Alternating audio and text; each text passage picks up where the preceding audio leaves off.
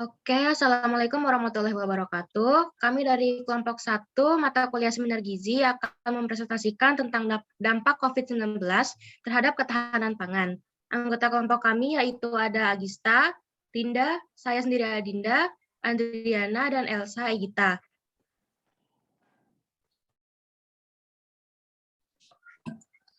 Untuk latar belakang, pangan merupakan kebutuhan dasar utama bagi manusia yang harus dipenuhi setiap saat. Hak untuk memperoleh pangan merupakan salah satu hak asasi manusia. Adanya pandemi COVID-19 secara langsung berdampak pada pasok dan permintaan pangan dunia, sehingga menimbulkan kekhawatiran terjadinya krisis pangan selain krisis kesehatan yang sudah ada. Pandemi COVID-19 telah menyebabkan terganggunya kegiatan perekonomian semua lini usaha, termasuk sektor pertanian. Salah satu dampak yang harus diantisipasi terkait dampak COVID-19 adalah ketersediaan pangan bagi seluruh rakyat. Kementerian Pertanian dan Pangan atau GKP di tengah ancaman virus corona yang saat ini harus didukung oleh semua pihak, khususnya ujung tombak dan penggerak sektor pertanian.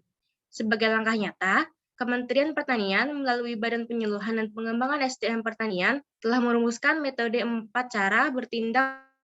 Yang pertama yaitu peningkatan kapasitas produksi, kedua diversifikasi pangan lokal, ketiga penguatan cadangan dan sistem logistik, dan terakhir keempat yaitu pengembangan pertanian modern. Lalu selanjutnya menurut Food and Agriculture Organization atau FAO, ketahanan pangan ini memiliki 4 dimensi. Yang pertama adalah ketersediaan yang cukup atau availability. Ketersediaan pangan yang cukup merupakan dalam artiannya ketersediaan pangan dalam jumlah yang cukup aman dan bergizi bagi semua orang dalam suatu negara, baik yang berasal dari produksi sendiri, impor, cadangan pangan, ataupun bantuan pangan. Lalu dimensi yang kedua adalah akses terhadap pangan atau akses.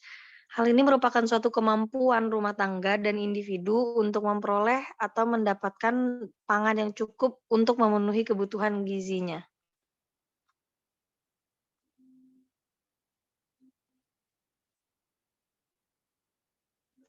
Lalu dimensi yang ketiga adalah pemanfaatan pangan yang tepat atau utilization. Hal ini merupakan kemampuan dalam penggunaan makanan untuk memenuhi kebutuhan energi dan gizi. Efektivitas dari penyerapan pangan ini bergantung pada pengetahuan rumah tangga atau individu, sanitasi, ketersediaan air, fasilitas, dan layanan kesehatan. Dan selanjutnya adalah dimensi yang keempat dan terakhir adalah stabilitas stok dan harga pangan atau stability. Hal ini merupakan dimensi waktu dari ketahanan pangan yang terbagi atas kerawanan pangan kronis atau chronic food insecurity dan kerawanan pangan sementara atau transitory food insecurity. Selanjutnya yaitu isu dampak COVID-19 terhadap ketahanan pangan di Kabupaten Sumbawa. Provinsi Nusa Tenggara Barat atau NTB menjadi salah satu provinsi yang terkena dampak dari pandemi COVID-19. Pertanggal 20 Desember 2020, terdapat sebanyak 3.278 terkonfirmasi positif COVID-19, kemudian sebanyak 3.111 itu dinyatakan sembuh, dan sebanyak 146 dinyatakan sembuh dari COVID-19. Dalam upaya pemutusan mata rantai penularan COVID-19, pemerintah ini membuat atau menetapkan beberapa kebijakan, diantaranya seperti pembatasan sosial berskala besar, pembatasan sementara peroperasian sarana transportasi baik darat, laut, dan udara. Nah, tentunya dari kebijakan tersebut mempunyai dampak pada sendi-sendi kehidupan sosial ekonomi masyarakat, terutama dalam memenuhi kebutuhan hidup, khususnya kebutuhan pangan. Selain itu juga berpengaruh terhadap terhambatnya rantai pasok distribusi bahan pangan antar daerah, termasuk salah satunya di Kabupaten Sumbawa. Nah, Kabupaten Sumbawa ini merupakan kabupaten yang sangat bergantung dengan pasokan pangan dari daerah lain. Selain permasalahan pendistribusian yang terhambat di Kabupaten Sumbawa, Permasalahan rawan pangan di Sumbawa juga disebabkan oleh masih dominannya masyarakat di sana itu mengkonsumsi bahan pangan beras saja. Hal ini disebabkan oleh yang pertama, kurangnya pemahaman masyarakat tentang pola makan yang beragam, bergizi, seimbang, dan aman. Kemudian yang kedua, tingkat daya beli masyarakat masih rendah akibat dari harga pangan lokal, khususnya non-beras itu masih relatif tinggi di Kabupaten Sumbawa. Kemudian yang ketiga, ada rendahnya produksi pangan lokal, di mana produksi pangan lokal ini dengan rendahnya produksi pangan lokal ini dapat menciptakan kelangkaan produk pangan lokal. Nah, ketiga hal tersebut membuat masyarakat cenderung mencari alternatif pilihan lain dalam memilih konsumsi pangan, di mana ia lebih memilih untuk memakan makanan cepat saji yang tersedia karena harganya juga cukup murah.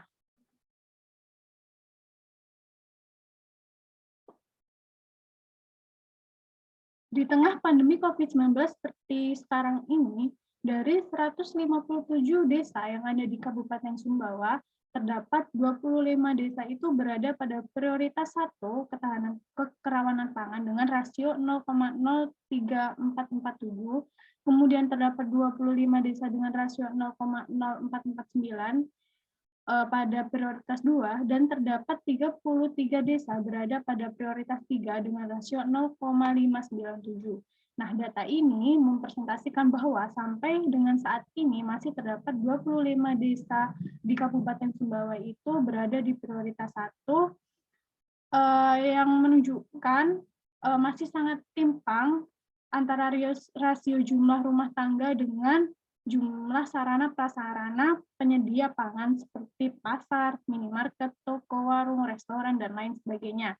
Nah, selain itu, berdasarkan indikator akses jalan, dari 157 desa di Kabupaten Sumbawa, terdapat 8 desa yang tersebar di 3 kecamatan, yakni Kecamatan Lampang ini ada 3 desa, kemudian Kecamatan Batu Lanteh ada 3 desa, dan Kecamatan Orong Telu ada 2 desa yang masih mempunyai akses jalan memprihatinkan, yaitu tidak beraspal dan juga terjal. Masalah lain yang perlu disoroti ialah masih minimnya ketersediaan air bersih dan masih kurangnya tenaga kesehatan di desa-desa yang mengalami kerawanan pangan. Baik, selanjutnya merupakan upaya penanganan kerawanan pangan di Kabupaten Sumbawa. Nah, upaya yang telah dilakukan guna melakukan penanganan pangan di Kabupaten Sumbawa, yakni terdapat penyerahan bantuan cadangan makanan oleh pemerintah Provinsi Nusa Tenggara Barat guna melakukan penanganan daerah rentan rawan pangan prioritas Nusa Tenggara Barat pada tahun 2021 sebanyak 3.620 kg beras.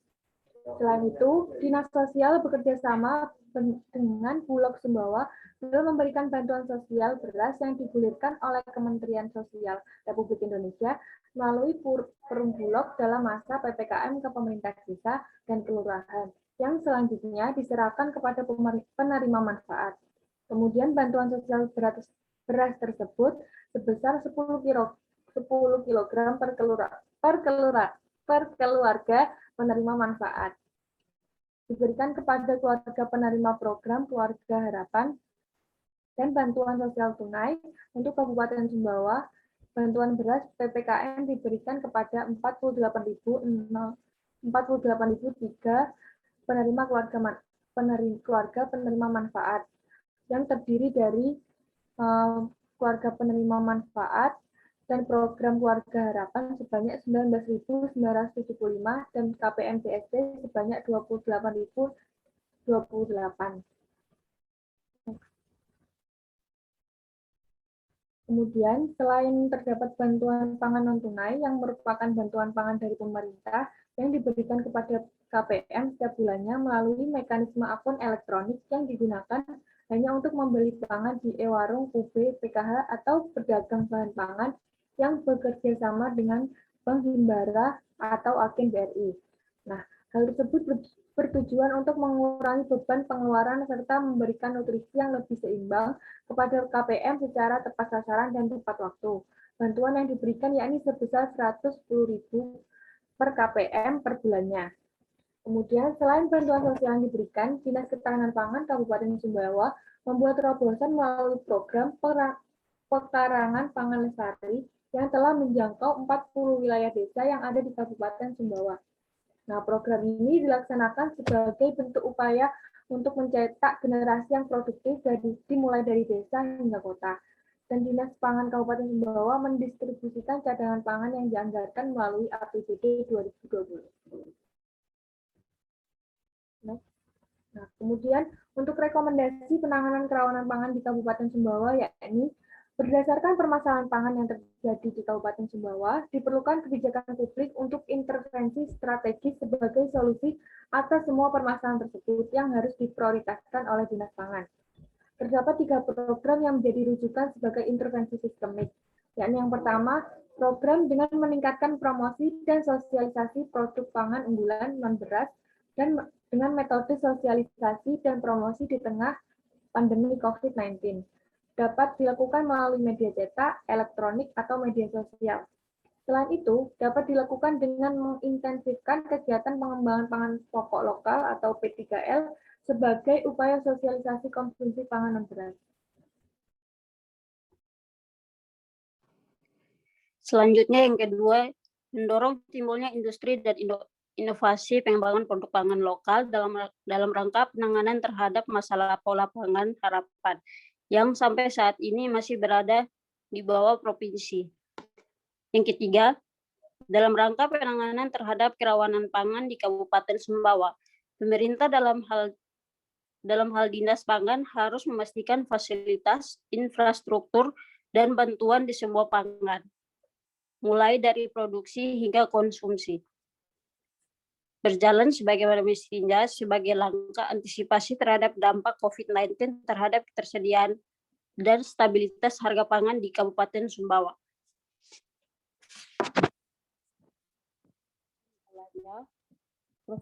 Provinsi Nusa Tenggara Barat menjadi salah satu provinsi yang terkena dampak dari pandemi COVID-19.